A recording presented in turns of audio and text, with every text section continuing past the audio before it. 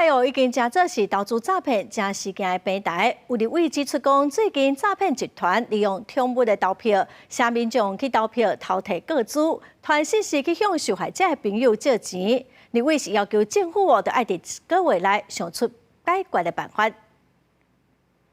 诈骗的手段翻新的速度愈来愈紧，亲像台湾民众定得用的通讯软体内嘛不时有诈骗的情形。民进党立委陈定辉29条开记者会，指出伊的助理因为点入去通物投票网站，当伊输入咱的口罩和密码，也搁有简讯认证码以后，投票线咱的口罩都互诈骗集团绑起，利用受害者的口罩去甲人拐钱。他的网站设计得非常精美，那你不会怀疑。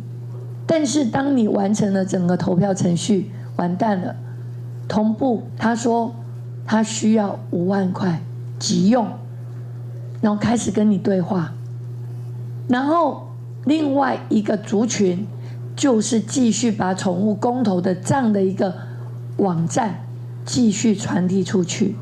立委表示，受害的情形要继续的扩大，要求相关部会经开发通辨识诈骗的 App， 也有网站有防民众受骗。司法部表示，进前有规划网络诈骗通报查询网，但是目前也搁咧测试听候功能较较长的时，就会公开给民众使用。之前有司法部有提了一个叫做网络诈骗通报查询网。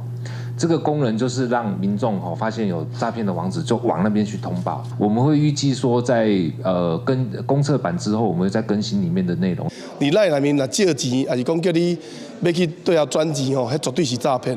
你若感觉伊怪怪的话，绝对敲电话去问，会讲迄个咱的亲戚，你敢有收到我的账号？我的账号用偷去啊，唔通汇钱。 立委要求行政院打击诈欺指挥中心，甲司法部也有警政署伫咧1个月来开发出通防止诈骗的工具，给民众使用。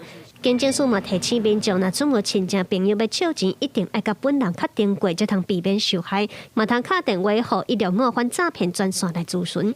记者卢尚珠、王庆忠台北报道。